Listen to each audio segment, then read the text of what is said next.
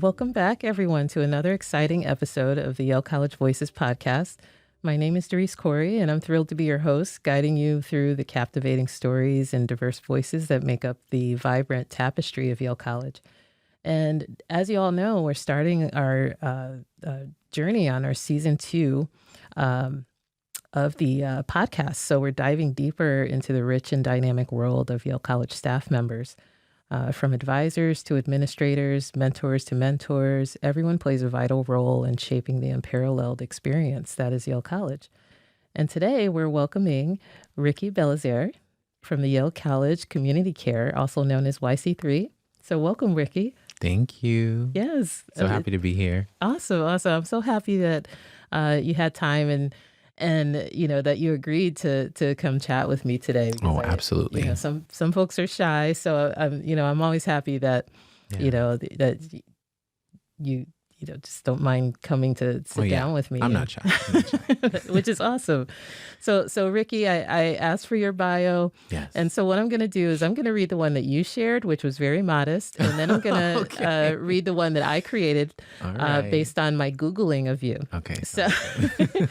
So Ricardo, a.k.a. Ricky, Belizaire is passionate about supporting students' well-being long after their academic pursuits.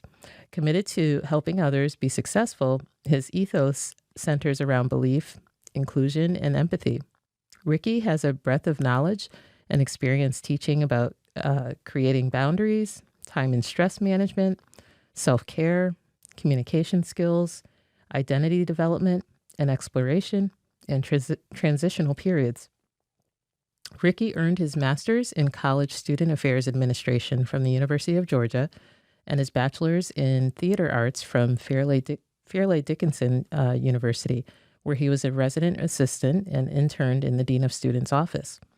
Ricky currently resides in Stratford, Connecticut with his family, and in his spare time enjoys cooking, dancing, and traveling.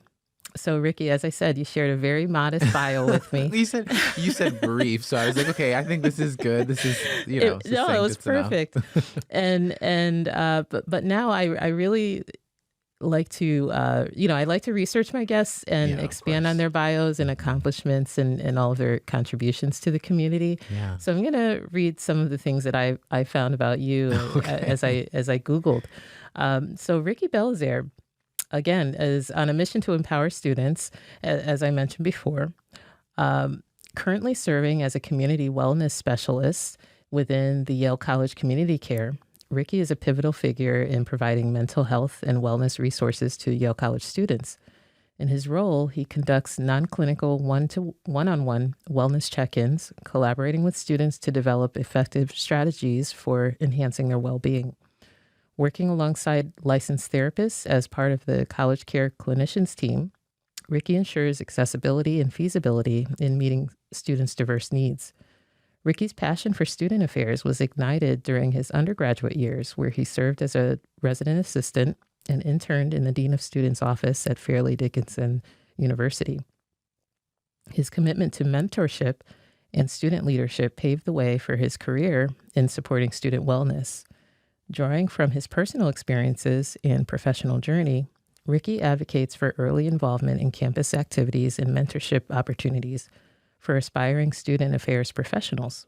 His own path, marked by meaningful connections and transformative experiences, exemplifies the impact of mentorship and community engagement. Ricky is passionate about supporting students' well-being, committed to helping others be successful. As I mentioned before, his ethos centers around belief, inclusion, and empathy.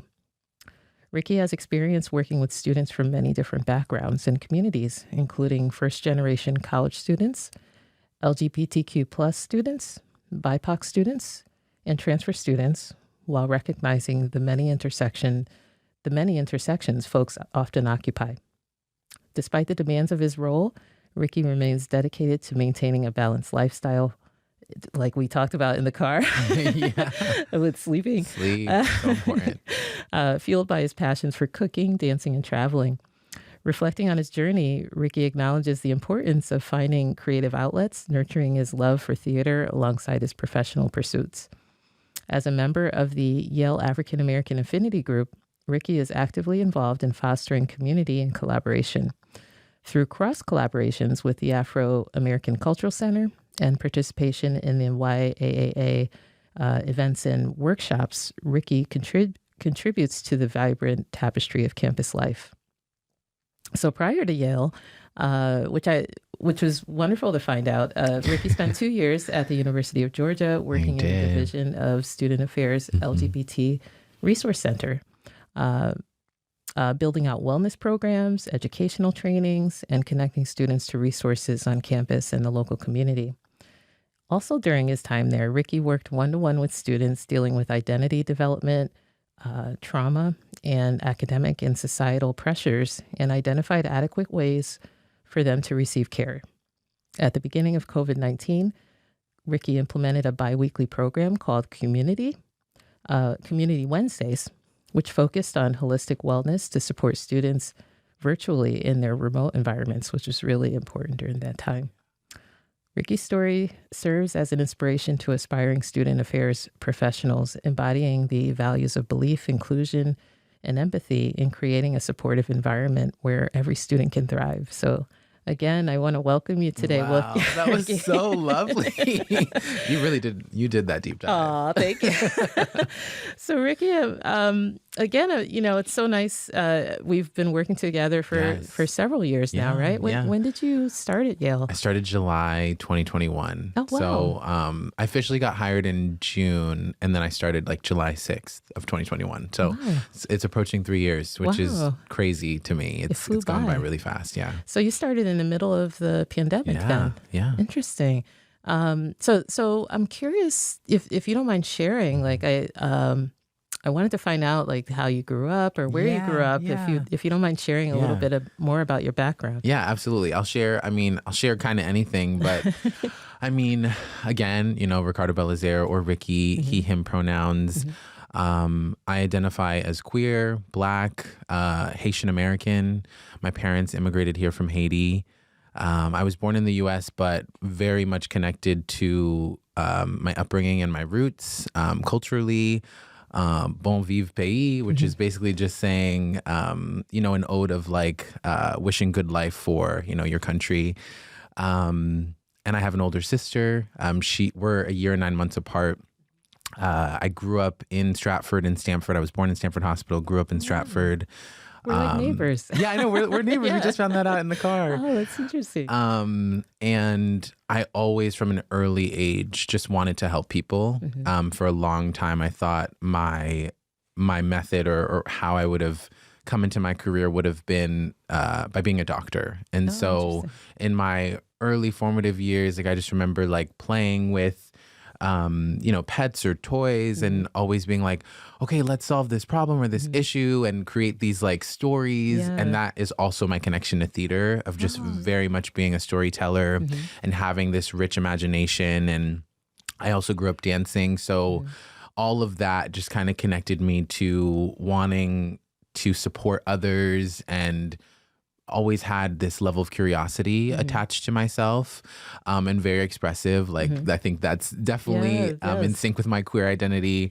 But yeah, like I think from an early age, I just always remembered wanting to be involved in medicine or be some sort of helper. And I had an internship in high school at Bridgeport Hospital. Oh, interesting. Which I'm so grateful for that experience in a number of ways. And what it really taught me was that happiness has to kind of be how I will be related to my work. And what I was doing in my internship was not necessarily fulfilling. And I'm grateful for that experience because it made me realize that there's so much else out there for me. And at the time, my passion was theater. You know, I would go into this internship and have my booklet for the show that we were doing at the time, which was The Wizard of Oz. And I played the Scarecrow. And I was just learning my lines and listening to music and also doing work at the internship. But I felt really disconnected. And I remember going home and just being like, Mom, I think I want to pursue theater. And she was like, go for it. Like, do it, you know? Awesome. And that was just such a helpful moment for me to realize that I don't have to give up the other things that I'm passionate about, and that I can find meaning in new ways. And so I went to college for theater, and along the way I was also really passionate about psychology, and I couldn't fit another major in, but I minored in psychology. I also minored in dance. I was a double minor and a theater major. I was an RA on campus, which, you know, we've already talked about, but being an RA really connected me back to my roots of wanting to be a helper. You know, being a resident assistant on campus, I would be engaging with students all the time that I was in a way responsible for, you know, making sure that their well-being, their care was met. You know, I would engage sometimes with family, right? Upon like the orientation early days. And, you know, the parents' biggest fear is kind of like, oh, you know, my child, like they're here in this environment, like how are they going to socialize? Are they going to be okay? And I was that first kind of person for the parents to engage in and them to feel, okay, like I can leave, like my baby is going to be taken care of. And so along that path, I discovered student affairs, like by being an RA. And I had a lovely supervisor. To this day, I'm just so thankful for Kyle Wolf. And I had other mentors along the way, like Ashley Astwood and Sandra Gilo West, and just so many people that were so transformative in my development and learning about student affairs and higher education. And they really were advocating for me. And that's kind of how I landed at UGA, and was really because of all of those pieces. And even when I was in grad school, though, I had this moment of, I really love this work. And, you know, at times it can be intense. It can be a lot. There's so many moments. And I kind of sat with myself, another layer of identity of, can I really fully commit to this? And then this job opened up at Yale. And I was this is exactly like what I want to do. That's amazing. And that's what brought me here. And it all just kind of, it painted that picture for me that everything was in alignment and it all made sense. Oh, that's so awesome.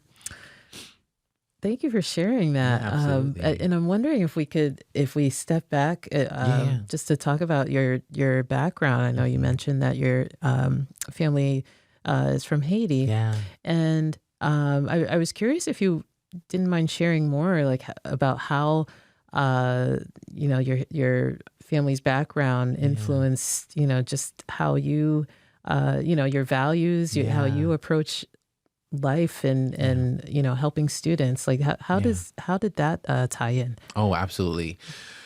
Oh, I mean, a lot of things there. I think I've always seen my parents make sacrifices for the betterment of myself and my sister. My mom has always worked 2 or 3 jobs, you know, and regardless of how difficult it was for her, the one thing that brought her joy was seeing her children happy and seeing that she knew that her sacrifices were paying off. Awesome. And because of her upbringing in Haiti, my late grandfather was an engineer. And so they went to like private education. And so my mom was like, no matter what, my kids are going to be in private school settings. And that was, you know, a value connected to like our religion, like growing up. And I myself struggled a little bit in that setting just because I also identify as queer. I know now that those can obviously exist in the same space, like queer and faith. But for a long time, I really struggled because I was like, how am I going to like come out to my parents? And, you know, also feeling like I have to be connected to the church and sometimes hearing in church, like, you know, all of these things about queer people and you know, this is a sin and all of these layers. But I think the one thing that my parents instilled in me was work hard no matter what, be a good person, lead with good intentions, and everyone will perceive you in that way. Right? Show up, do the work, pay attention, you're smart, you're capable. And a lot of that messaging as far as my upbringing in my house, rooted in Haitian culture, is not spoken out loud, but it's shown in subtle ways. Meaning, you know, I could see the love that my mom exudes when she's like cooking a meal for us. I can see the care that my mom has when she is getting us things for school, or she's reminding us like, you know, you can be anything you want to be. And so those little ways were how she showed love. It wasn't always in the words of affirmation that I may have needed, but I could see like physically how she was trying to express it, right? Her love language, right? Was showing, right? Was through care and detail in that way. And my dad was very much the same way. Growing up, you know, he would also though have talks with us just about life and the meaning of life and where he'd hoped to see us go. And that constantly pushed me to, you know, be the best that I could be and try to achieve as much as I can. And, you know, I'm also first gen. And so I think seeing all the sacrifices my parents made for me, it really, I think, just lit a fire under me of wanting to give back in a way to them and show them that like nothing was of loss. Like you did everything that you could as a parent, and here I am as like, you know, that person paying off. And being at, you know, this institution, I think for a lot of ways my dad loves. He's like, my son works at Yale. You know, he just it's the so proudest thing for him. That's awesome. And yeah, sometimes I think I sit with myself and I'm like, wow, like where would little Ricardo have seen himself? I would have never imagined in my wildest dreams that I'd be working at this institution, that I would have a master's degree, you know, that I would like go to college and be the first in my family to go to college and be the first in my family to get my master's, and just all of these things that I didn't really know how life would come to be. But I think if anything, you know, my parents definitely instilled working hard, and that is what has gotten me thus far, is that mentality of working hard. And sometimes you have to make sacrifices, even as an adult, even as you continue in your life, you have to make sacrifices that ultimately can change your life. And for me, it was definitely a positive aspect for all the sacrifices that my parents made, the sacrifices that I had to make at times to just get to where I am today. Oh, that's so amazing. I love hearing that, because very, very similar. Like my family background, my parents brought us up to just be hardworking. You know, like it's our mantra. You know what I mean? Like if you're not working, what are you doing? Like we had that conversation, you know, with my son, and what are you doing? If you're not doing this, and you need to be doing something. And same kind of feeling. And it's funny you mentioned you know, how proud your dad is, and, you know, to say that you work at Yale and all of these things. And so last year I, you know, went through the Emerge program, Yale, Emerge at Yale. And on our final, like our wrap up session, one of the questions we had like an open discussion.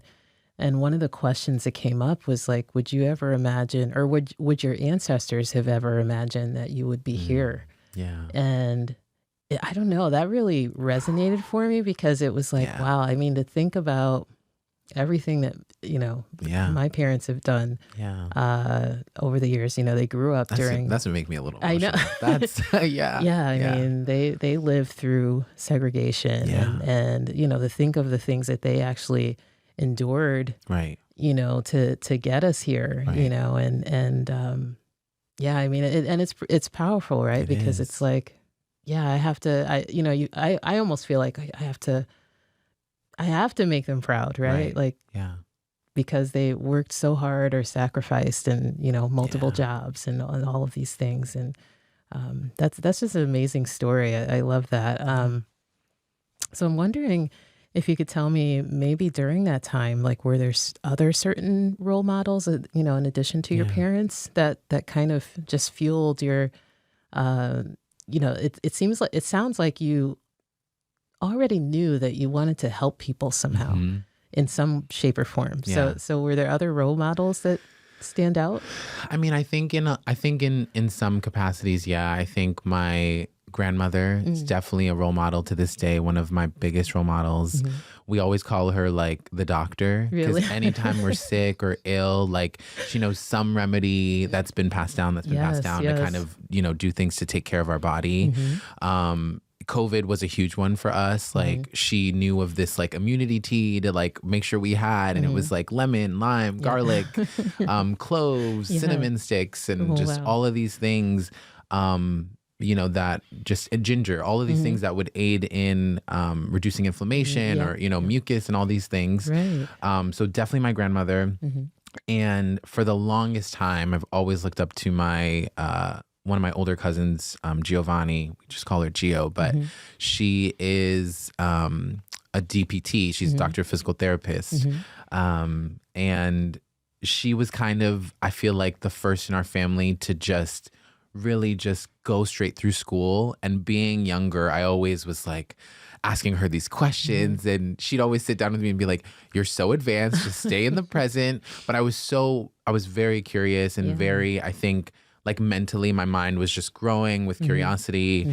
And she is definitely to this day someone that I still look up to. But specifically growing up, I remember with my path of wanting to go into medicine and being a doctor, seeing that she had kind of laid this groundwork and put work towards that and reaching her dream as being a physical therapist. Definitely was inspiring for me. Awesome. Even though my path had changed and I was no longer thinking about being a doctor, I think seeing her push and overcome and persevere definitely kept me motivated to just keep going. And to be honest, my life in a way, I think there's a stance of privilege that I have of not experiencing like obstacles in that way as far as education, that I was able to just kind of, stay focused and stay locked in, where it can be very easy when you have obstacles or you have things that you're constantly having to overcome, that it prevents you from really feeling like that you're able to remain in school and remain committed to like your degree or your goals. Yeah, it can be a lot. Yeah, definitely. And it sounds like it made a difference too, like just seeing not only, someone that you're related to, but someone, a person of color succeed absolutely. in like you said, whether it was in the medical field or any field, but absolutely. Just the fact that, she dedicated herself to pursuing this field and made it, right? And that did it set something off for you, like in terms of it can happen, like it did. And I think in addition to my cousin Gio, I think my grandmother, as early as I can remember, always said to us, education holds the power for the world. And she herself has like an 8th grade education. But my grandmother is the smartest woman I've ever met in my life, and I think that goes to show you too that, yes, education holds the power to a lot of things. And it's also how you build up your life, how you build up skills that you already know. Like she has gone through so much as far as bringing her family here from Haiti, and navigating so much conflict and challenge throughout her life. And I just see her and how she just is just still standing and has navigated so much in her life and endured so much in her life.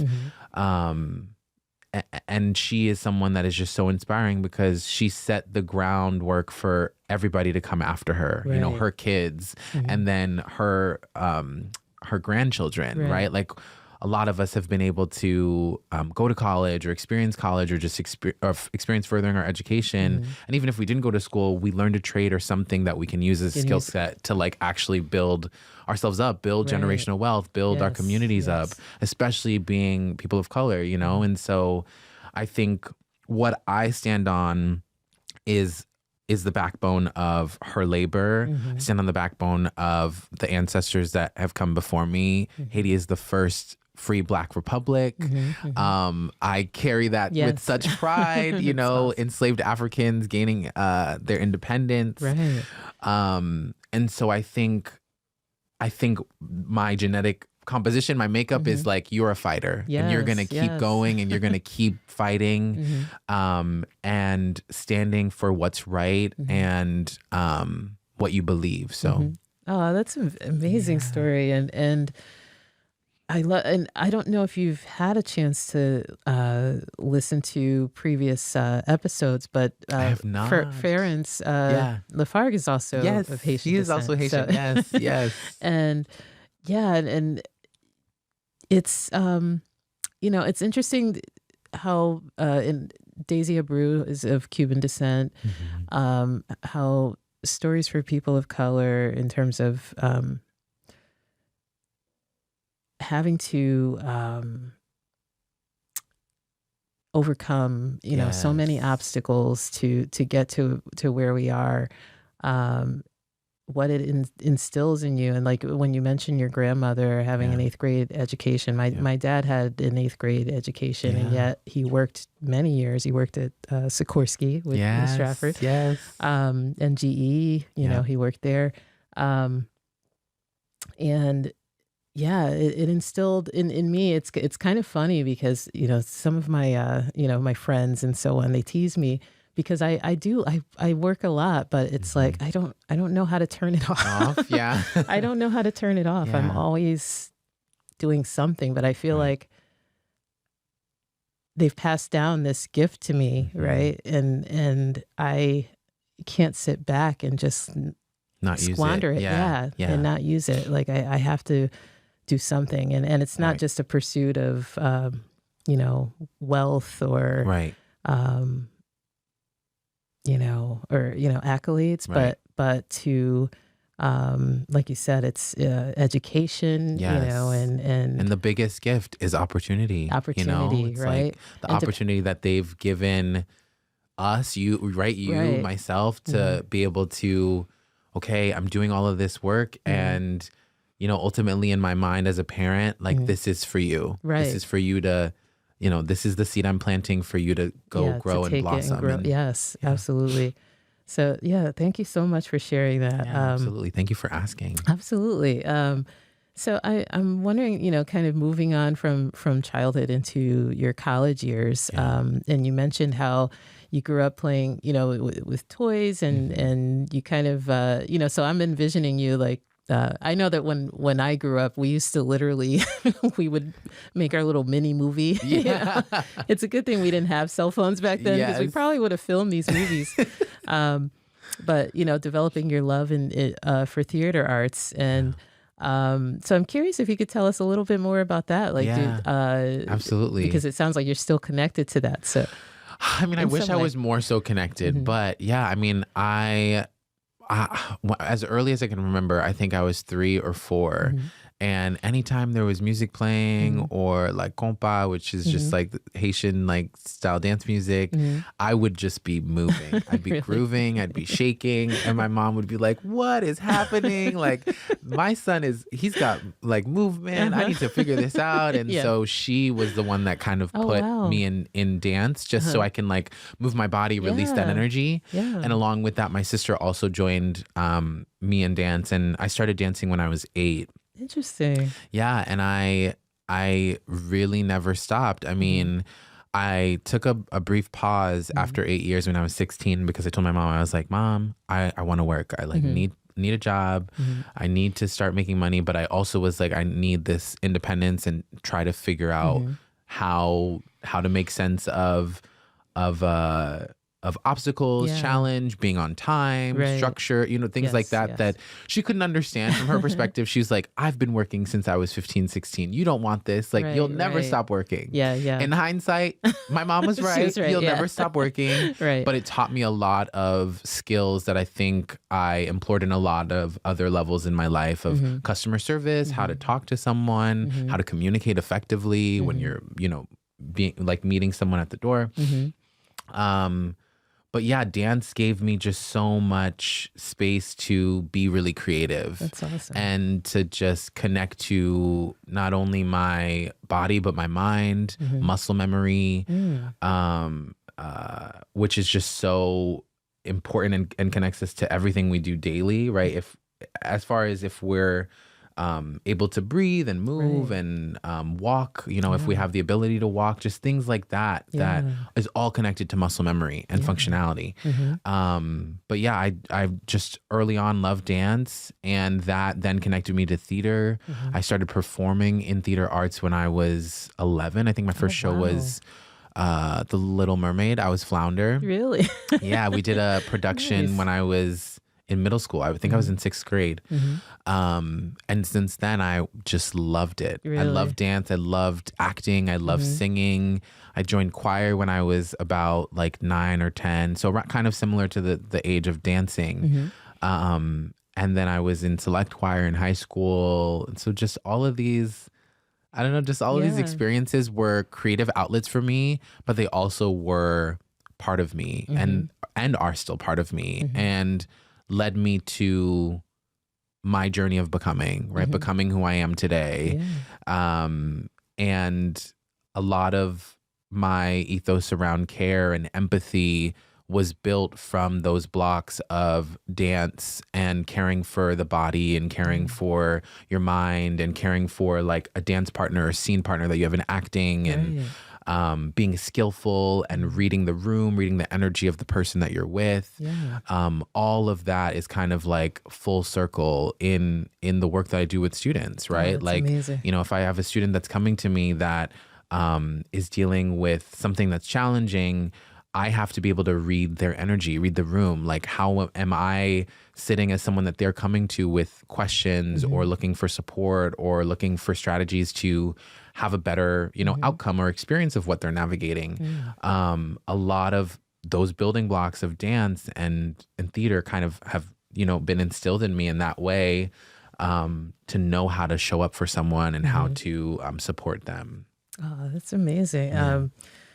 I love that you connected, theater to how you help students, and like you said, figuring out the building blocks, and that's really interesting. So in terms of theater, like, and you mentioned that you would like to be oh my more gosh, I miss it connected, right? so much. Yeah, I mean, really after graduation from college, even a little bit before then, I knew that I wanted to go to grad school for student affairs, and there wasn't, I think at that point in time, space where I could exist in both, like equally. And I was very cognizant of that. And I really didn't want to like burn myself thin, because I've definitely gotten to a place of burnout before. And so it was kind of like, okay, you have to just kind of follow a path and stick to it. And, when you're kind of on the other side, like maybe you can kind of weave it back in. I still have yet to weave it back in. I have not taken a dance class in ages. I think my last dance class was probably in college, or maybe I took a Zumba class or something, as a form of like movement, exercise. But I miss it all. I miss the arts. And I definitely have not found a way yet to bring it into my life, but I will. I know I will. You will, right? I always think that it's like learning. It's like, what's the thing I could use? I would say riding a bike. Right. It's that muscle memory. It's like it'll come back. It'll like come once back. you're in that environment, it'll pick itself back up. So I know that it's not lost with me, and I think how I connect to that is watching a lot of film, watching movies when I can, seeing shows when I can, whether it's Broadway or just just a play with no songs or anything or singing. I still try to find spaces where I can be connected to the arts in some way. And a lot of my friends are still pursuing theater actively. So even though I'm not in that environment, it's refreshing to hear their experiences and what they're navigating.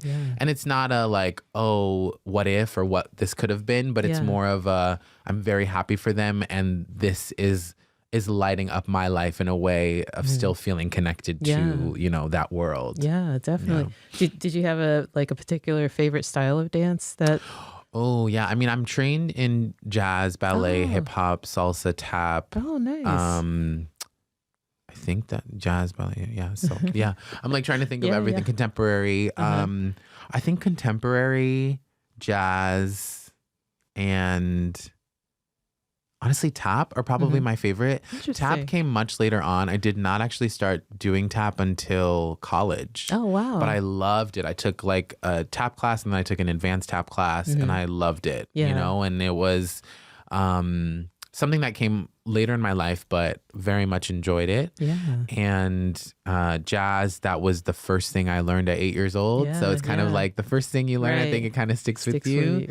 Right. And contemporary is all just, I think that for me is storytelling, you know, the movement and the expressions that you have, how you're connecting to your body, and really moving through all like, you know, pieces of your body. I love contemporary for that reason. So I think those three are definitely interesting.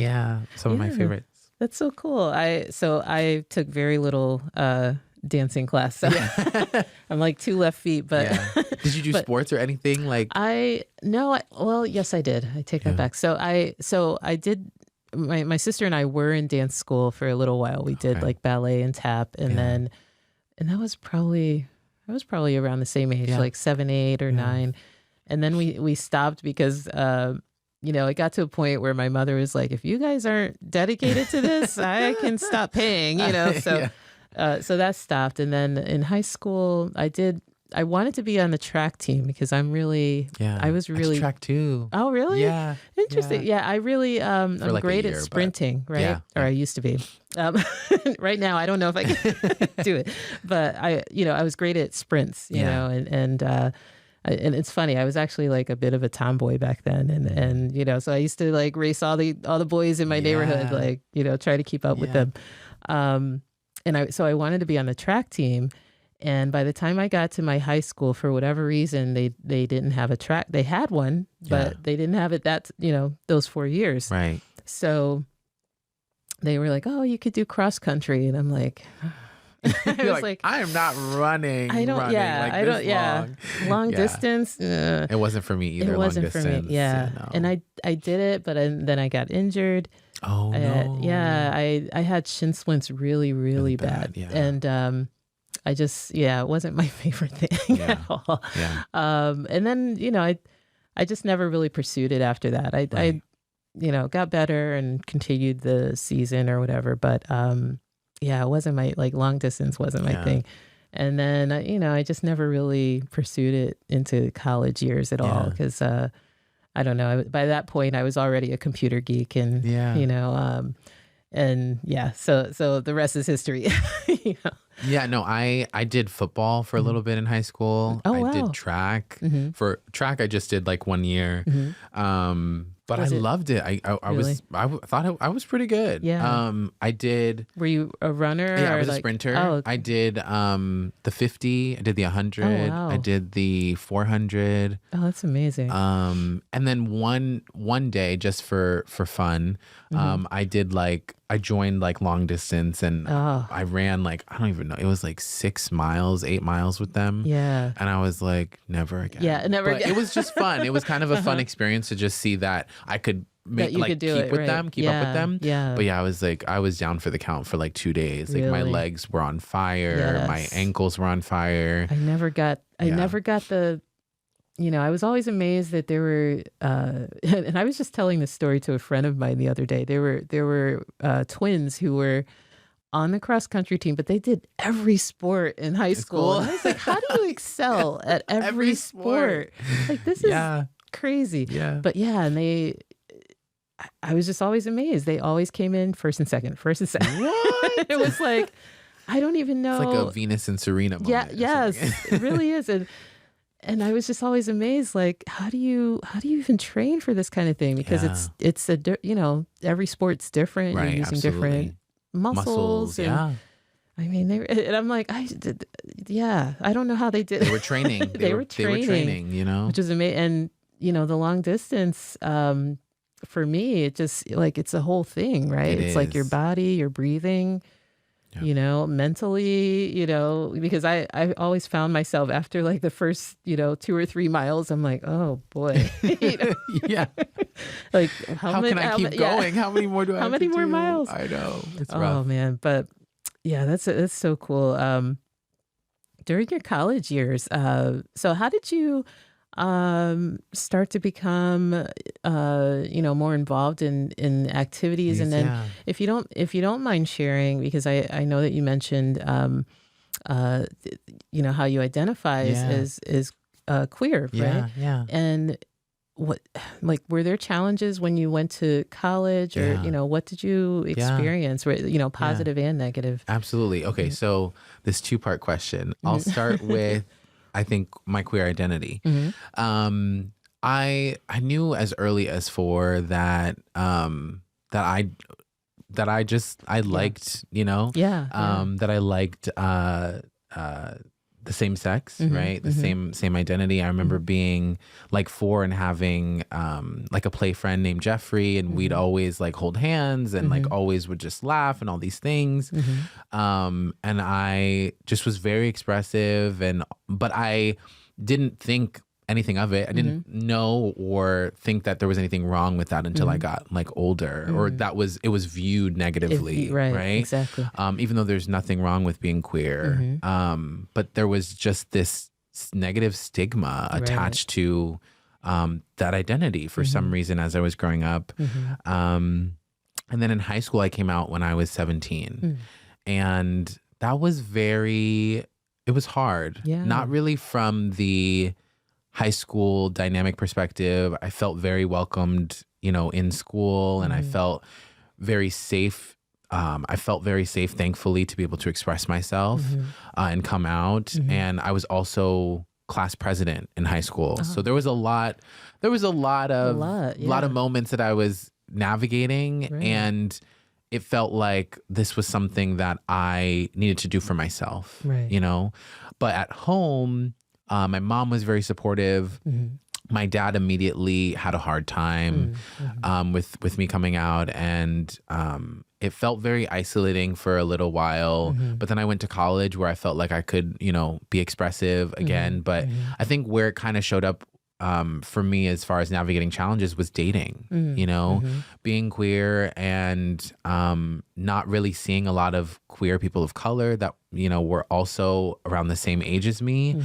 That Mhm. was hard, I think, as far as like finding a partner or finding a Yeah. person that I could exist with, right, and Yeah. create a Yeah. life with. So Right. that was definitely hard to just Mhm. be alongside my peers who identified as straight. Mhm. That wasn't their experience. Yeah. They Yeah. could just, for me, it was watching them easily find dates, easily Mhm. just like Mhm. connect with people. Mhm. So I actually did not have a partner at all in college. Like Mm. I tried to experience Right. dating, but it was very few and far in It's between. It difficult, was very right? difficult. Yeah. And then the second part of your question. Just in terms of how that experience carried over, like you said, into Yeah. college and dating, or even just, like, challenges you face, like, Yeah. in positive or negative experiences. Yeah.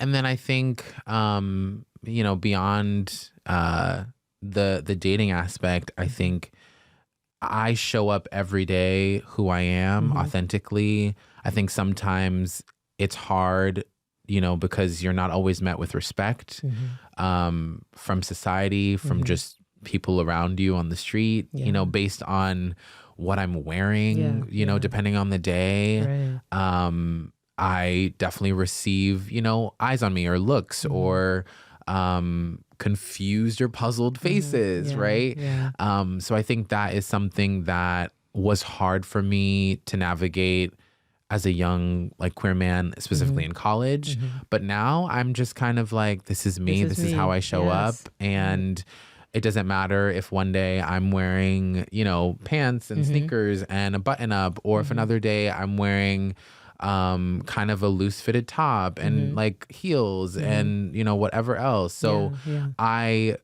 I love how I show up Mhm. every day for myself. Awesome. And that is the most important relationship you can have, is with Absolutely. yourself. Yes.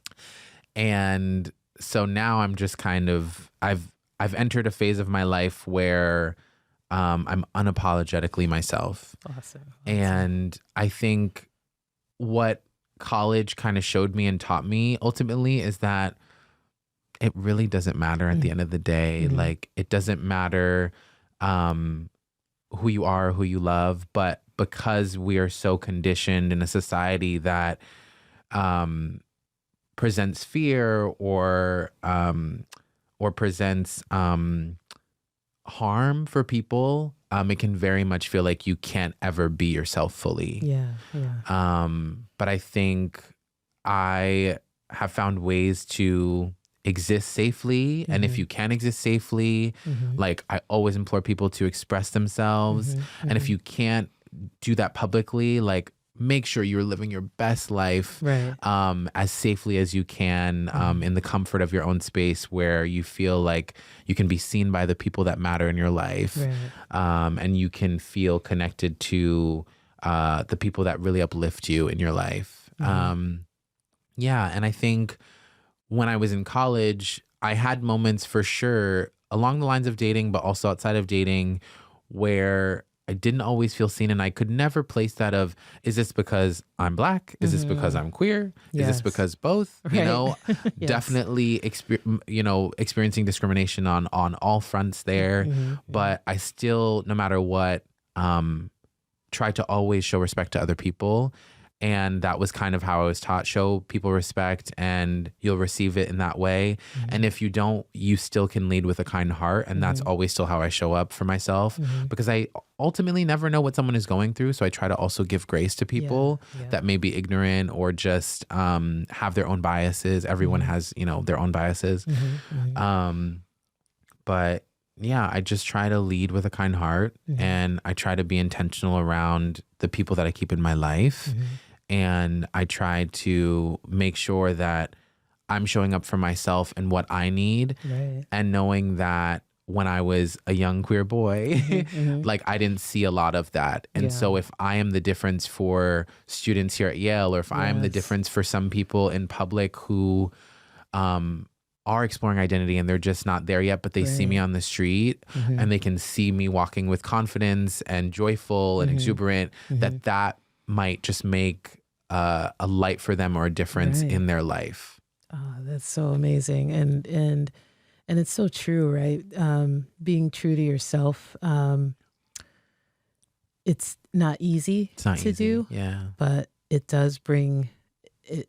You can be happier in doing that, instead of trying to fit into whatever little square, whatever shape peg someone thinks that you should fit into or thinks that you should be. And I find amazing that, just the courage to do that, just to thank you, be who you are. And, I've always told, friends of mine who identify as queer and family members, it's like, I don't care. All I care about is the person that you are and who you are. That's how it should be. Like the person that you are. And how do you treat people? How you treat other people. Are you harming people? No. Exactly. It's like, are you hurting others and, living your life? No. Then that, I don't care. I honestly don't care. And it's like, it really should be that way. Like who you are. It should matter about who you are as a person. Exactly. And thank you for being so candid about that. Absolutely. I appreciate that. And I mean, it's still, don't get me wrong, right? It's still challenging at times. Like this past weekend, for example, I was with family. I was with my cousin. And I had like a relative just be like, looking forward to meeting your girlfriend. And I was like, oh, I know that. So those moments still happen. And it's not that they're not aware that I'm queer, or they don't have moments where they think about these things, but it's almost like they want to look the other way in denial. In denial. And so I think those moments are hard. And I can very much choose to just confront it and be like, this is so annoying, but I'm at a point in my life where I just want peace. And for a lot of those, family relatives that are a bit older, I'm like, if the idea of this just brings them peace, or if, I just don't want to engage in conflict, it's easier just to say, okay, cool. Or just kind of move on, because I just let it go, because it's not something that serves me or is a fixation for me to get angry about. But why I bring that up is about the people in your life that still make you feel whole is because my cousin, who identifies as straight and has a girlfriend, who also identifies as straight, very much is always adamant and vocal to friends or other people or family that will say something, and he's very much always protective of me, which is just so like beautiful to have someone that cares and shows up for you in that way. So much to the point that he will definitely get in headspaces with his dad about just like my identity, and they'll have hard conversations about it, and I'm just like amazed that this is a space that I don't have to constantly fight or deal or battle with, but he's someone in my corner who's speaking on these things. Oh, that's amazing. Yeah. And it's so important, like you said earlier, you mentioned surrounding yourself with people who uplift you, right? Like, you can't replace your family, right? No. Family is going to be family. And like you said, you'll experience people who are, this is their way of acceptance or not acceptance. Right. But at the same time, it's really important, the rest of your circle to have people who uplift that. And, like you should never feel ashamed. You should never feel ashamed about who you are. And, I think it's just awesome to hear that you still, you have those individuals who are, it's like they're willing to fight battles for you, so to speak. And that's amazing. So I'm kind of, I wanted to move on into your work with the college. And just talking to you today, like one of my first questions was just going to be how, what motivated you to pursue your master's in college student affairs administration. But you kind of shared that already, right? It's like, it just sounds like a lot of what you experienced in your work, but also, what you dealt with in college kind of just led you into that field. So I'm wondering if you could share just some insights for maybe other individuals who may be interested in this kind of work or this field. Yeah, I'll say, if you're interested in student affairs, or I think for me, a very niche space of being in student affairs, but specifically I think working along the lines of wellness and mental health for college students. I think it's very powerful work. Every day it does not always look the same for me, which I think is exciting, but it also means constantly I'm having to be on my toes depending on the resources I need to support students with, or what situation I might need to triage. But that it can be very rewarding. I think that being in student affairs, student development, working with college students I think a lot of times keeps me young, not that I'm like, I'm not old or anything, but I think it keeps me just having a fresh perspective constantly, because I'm constantly meeting new students that are having various needs, various like family dynamics or life dynamics, or they may have been an international student and they're coming, specifically here to Yale. So I'm constantly learning, which I think keeps you young, like the ability to learn, and I think keeps you young. It keeps you engaged. It keeps you curious, inquisitive. So I definitely would say, if you're someone that wants to go into this field, that it can definitely be hard work, but it's rewarding, and it can be so impactful, and you have no idea how many lives you can impact in a very beautiful way. And I would say the field itself for me is very positive.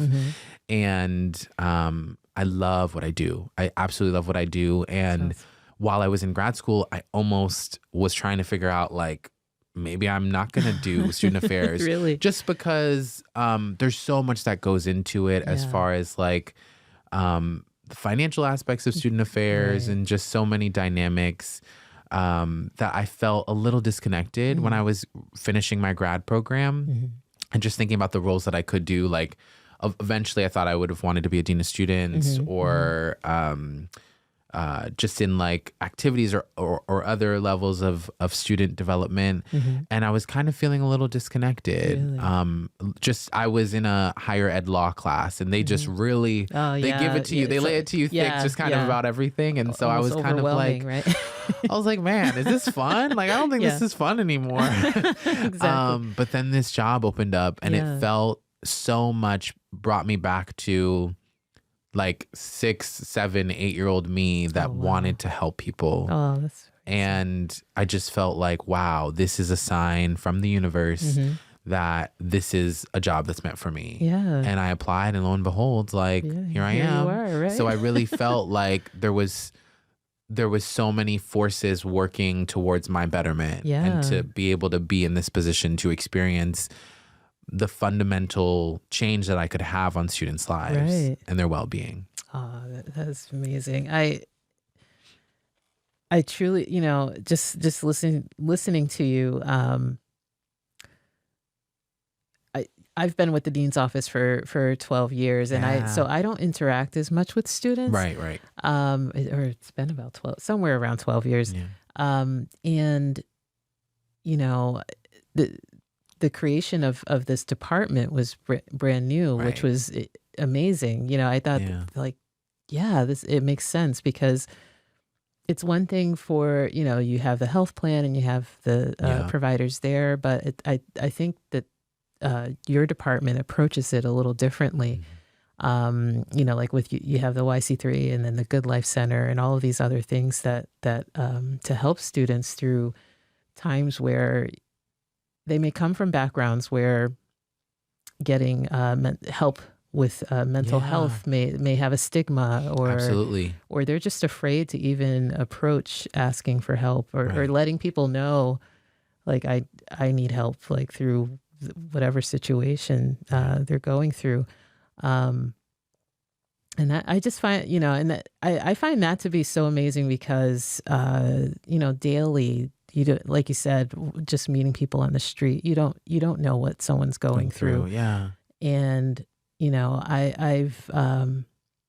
I've known people who struggled with their mental health or maybe self-harm and things like that. And you may help someone who's going through something and you don't know what they're thinking about or what they're going through. Right. And it could be that one thing you did that day that could change the trajectory of whatever may come. Yeah, and I certainly lead with that when I meet with students one-on-one of just our approach is student-centered and really just trying to meet students where they are. Where are they emotionally, physically, mentally, socially, because that's important, right? And you have no idea the student's background. You have no idea what their lived experiences are. And so we try to be very intentional about that. And, for myself as working as a wellness specialist, I think I'm very much always trying to be culturally sensitive, culturally aware, and also letting the students voice and name what it is that they're sitting with and what they're navigating. I can't just automatically assume or think like this is the method that I would use or this, because that may not work from them if they're from another country, right? And coming to the US, and it's even might just be a journey for them to just show up at my office because there may have been a lot of misinformation or just a lot of stigma, negative stigma from relatives about going to see someone to talk about resources or get help. So I always make sure I start the environment by just saying like, this is a space for you to say or share anything that's kind of coming up for you. And I want you to feel as comfortable as possible. And we can talk about as little or as much as you would like to talk about, and letting them know that it's not as scary as it I think is painted in maybe media or movies to kind of to showcase that, I'm also human doing this work. Of course, I have like experience in this work and I'm here to support you, but I also don't always have all the answers. So I'm also learning from the student as well with their lived experience of what they're coming in to talk to me about and how I can then best prepare like strategies that are effective for them to, face that challenge. Right. That's so inspiring. And wow. And believe it or not, we're coming up on our hour together. What? That's so crazy. I know I have so much to talk to you about. That was so fast. But I know it goes by so quickly. But to kind of wrap up, looking back on your journey, and several times you mentioned, your younger self. Yeah.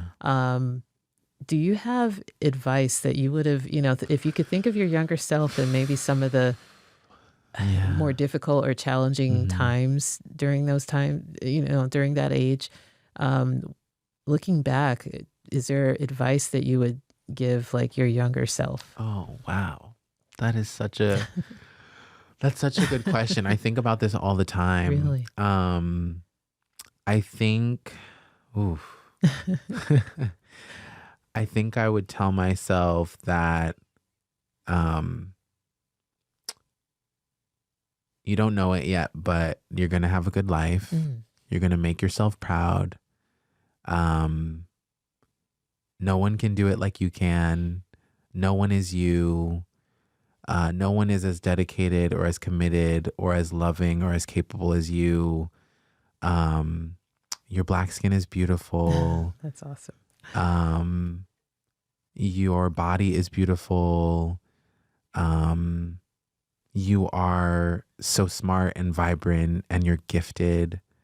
And you deserve joy. You deserve happiness. You'll receive joy. You'll receive happiness. You'll receive love.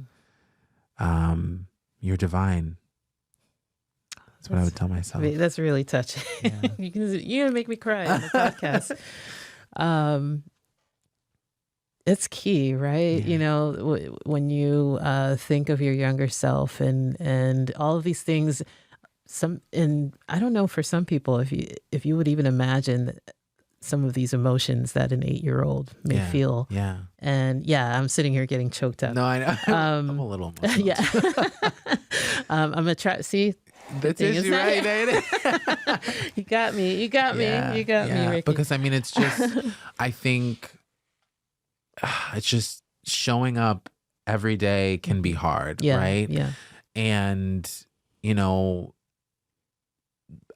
holding the identities that I sit with, being black, being queer, in this day and age, sometimes it can just be challenging, right? It can just be challenging. And so I always have to go back to sense of self and belief and knowing that, I'm strong, I'm okay.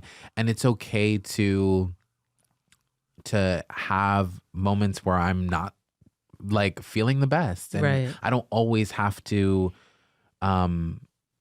look like I'm always together, right? Being strong is not like linear. Like I can cry and still be strong. I can be upset and still be strong. I can be happy and still be strong. And I think younger me didn't realize that all of that could exist as one. And now I've found that. Yeah. Oh, that's so amazing. Thank you so much for sharing. Lastly, I'm curious, I have 2 more questions for you and then we'll wrap up. Yeah. How do you balance your professional responsibilities and, you deal with sometimes heavy topics, helping students. So how do you balance that with your, just at home? How do you unwind? And I'm not gonna lie. Sometimes it's harder than others. I definitely felt a different wave in the fall. I think there was a lot more students coming to talk about more acute anxiety and just more things I normally wouldn't see students for. Of course, every now and then, I try to connect students to a therapist just along the lines of if they're showing up and they may be navigating chronic depression or if they've experienced trauma in some capacity or other. I'll definitely try to provide them resources and connect them to a clinician. But this fall, it was next student, Yeah. next student, all it's like acute anxiety, Yeah. or, some traumatic moment. And so it was very hard to kind of separate work from my personal life, because I'd go home and I'd think about these students and I'd be like, oh my God, like, are they okay? Like, what's going on? Like, I hope they're okay. And I'd be like emailing them, and trying to get them as much support as I could. So in the fall, it was very hard. I really had to kind of like take a step back, and the break helped substantially, like getting that winter break to kind of reset. It's one of my favorite benefits. I was very much feeling kind of burnt out, or approaching that space. So I had to do a lot of work in like November and December to just get time with family and just take, days here and there for my mental health. Because, just like I am providing care to others, I also have to provide care to myself. Yes. Right? Yeah. And so that's really how I kind of got through that time. And now I think I'm much more self-aware from the fall of like, okay, I know that when it reaches a certain point, I need to take like a mental health day, or when it reaches a certain point, I need to go and see certain type of friends or be around certain type of energy to kind of uplift me again.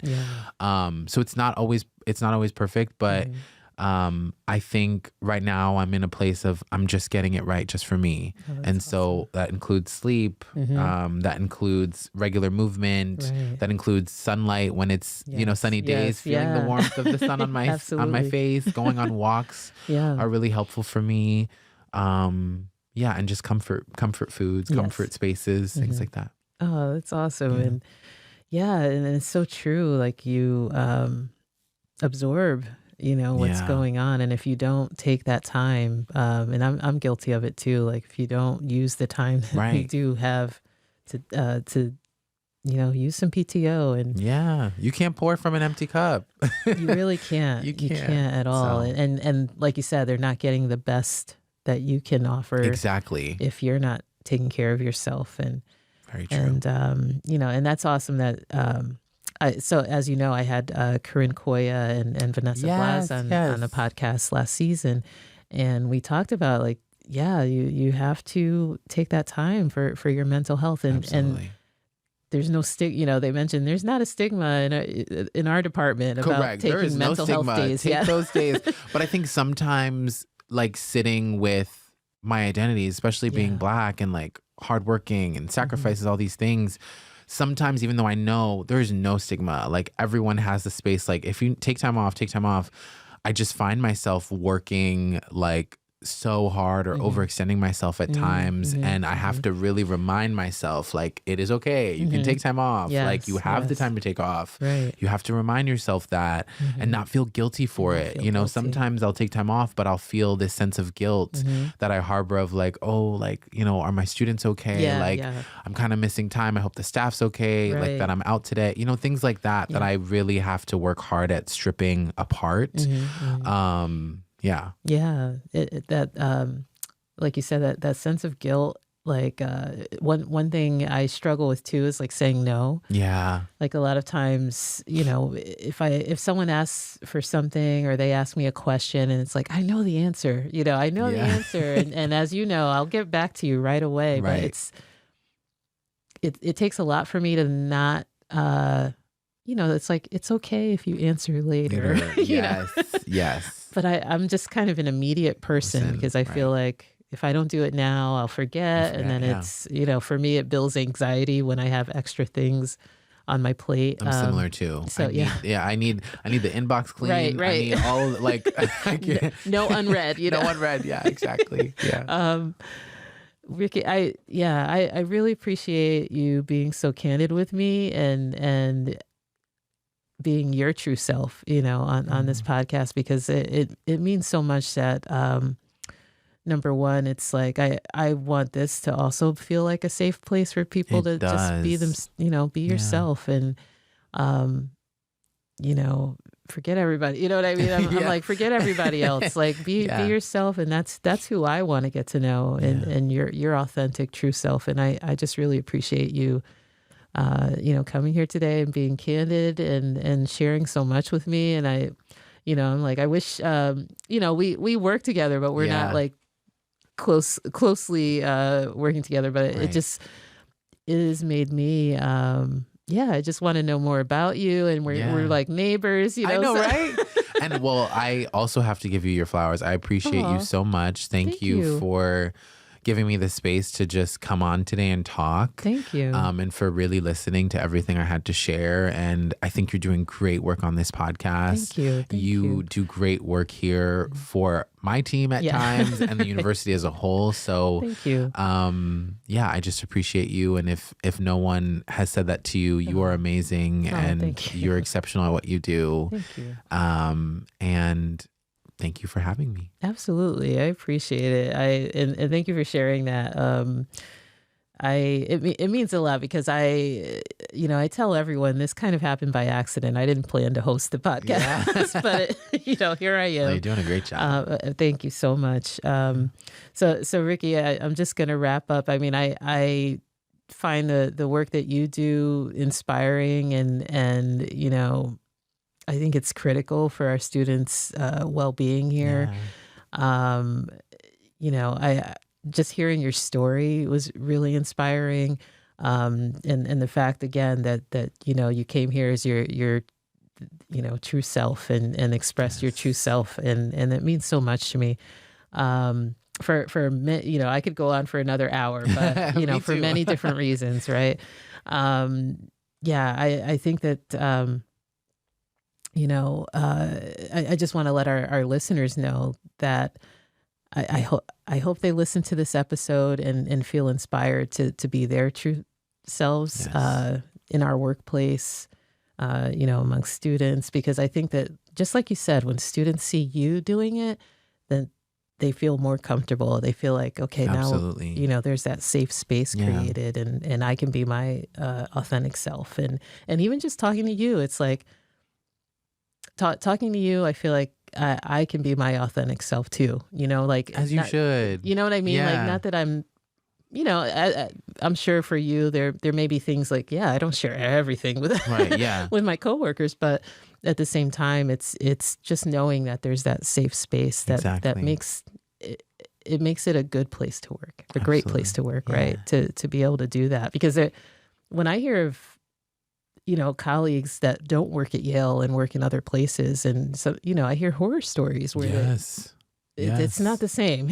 No. Like there's work to be done here at Right. Yale, but it's a great place to work. It is. I could talk forever. I But know, right? just to wrap up, again, Ricky, thank you so much. And again, I hope it inspired our listeners to just keep, learning about each other, listening, engaging in meaningful dialogue, and again, to create a more inclusive and supportive environment for everyone. I'm going to continue to keep doing this, hopefully with every episode. And I hope that everyone continues to support Yale College Voices. Please like, share, and follow. I tell everyone, Like, please share, and follow, like, please. share, follow, share it with your friends, your family, your colleagues, and, to keep helping us amplify voices of guests like Ricky Belizaire Thank today. you. And just stay connected with us. And thank you so much for your ongoing support. And I'm going to sign off for now. So thank you for listening, and thank you for coming today, Ricky. Thank you. Bye. Bye.